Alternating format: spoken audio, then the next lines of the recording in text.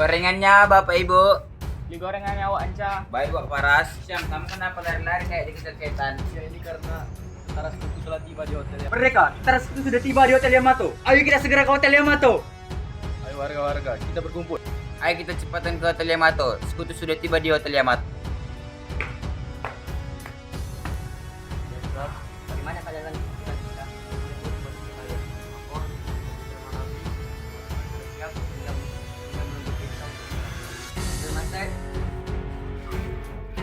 Siap Jenderal. Pada tanggal 25 Oktober ini kita akan pergi menghadapi Bumi Surabaya. Kita harus Siap Laksanakan Jenderal.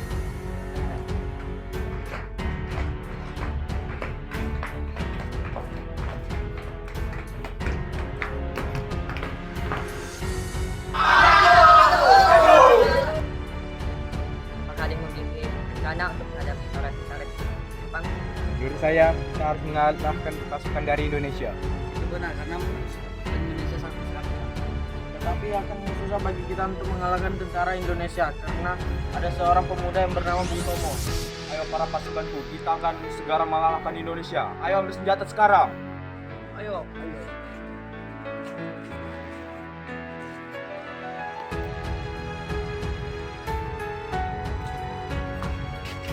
Kira-kira apa yang harus kita lakukan jika tentara sekutu kembali menyerang?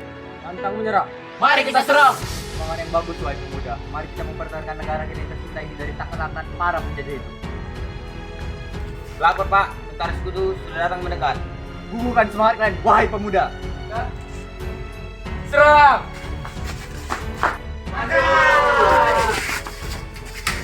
Mundur!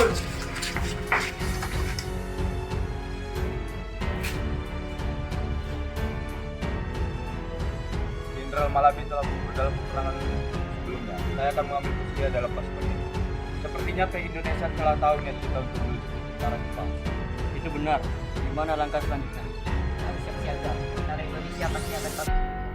Itu benar, tidak mungkin Indonesia menerima kekalahan mereka begitu saja.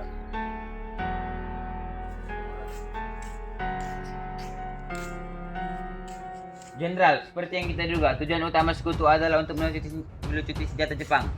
Jika kita terus begini, mereka bisa menyerang balik kita kapan saja. Sekarang bukan saja untuk ragu, satukan suara, tuk terus maju. Kamu benar, sekarang bukan saya yang ragu. Ya benar. Siapkan diri kita untuk penyergapan besok. Biarkan saya yang memimpin penyergapan ini, Jenderal.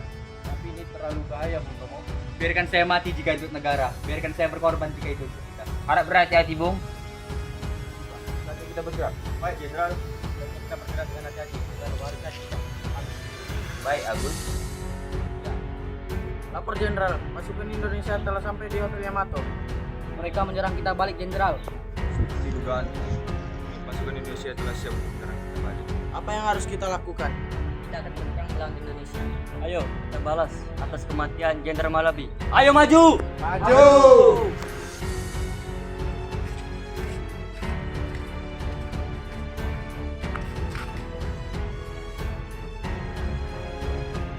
Untuk bawa-bawa dari saya, siapkan diri kalian, wahai pejuang. Baik. Siap, bismillah. Tunggu. Sedia. Maju!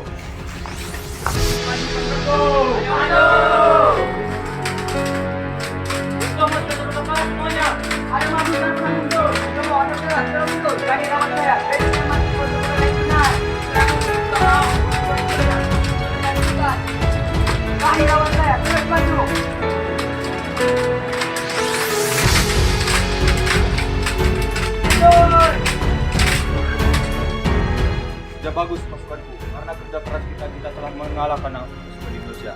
Dan kita telah berhasil menguasai kota Surabaya. Ucapkan selamat atas kemenangan kita. Selamat! Selamat! Selamat! Konferensi Meja Bundar berlangsung tanggal 23 Agustus sampai 2 November 1949 di Den Haag, Belanda. Pada 2 November 1949, sidang penutup konferensi Meja Bundar dibuka di Zaal oleh Perdana Menteri Belanda Dr. Willem Drees.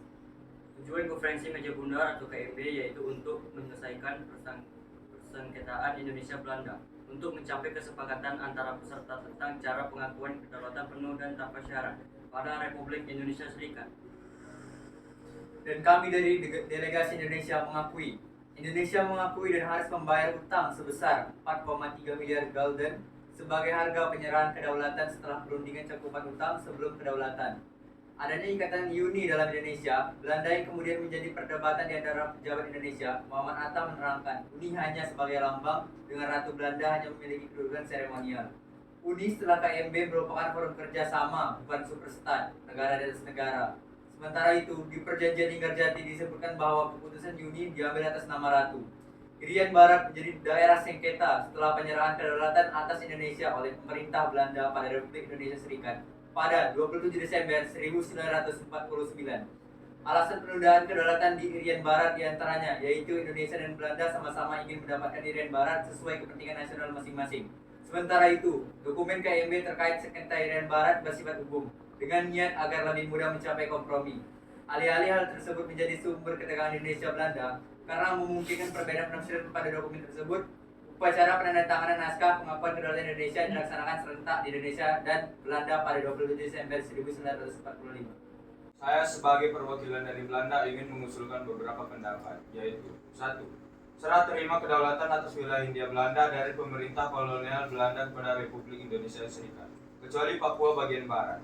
Indonesia ingin agar semua bekas daerah Hindia Belanda menjadi daerah Indonesia, sedangkan Belanda ingin menjadi Papua bagian barat, negara terpisah karena perbedaan etnis. Konferensi ditutup tanpa keputusan mengenai hal ini. Karena itu, dua pasal menyebutkan bahwa Papua bagian barat bukan bagian dari serah terima, dan bahwa masalah ini akan diselesaikan dalam waktu 1 tahun. 2. Dibentuknya sebuah persekutuan Belanda Indonesia dengan pemimpin-pemimpin Belanda sebagai kepala negara. 3. Pengambil alihan utang Hindia Belanda oleh Republik Indonesia Serikat. Silakan kepada kedua delegasi untuk berjabat tangan. Baik, dengan ini saya menyatakan sidang telah selesai.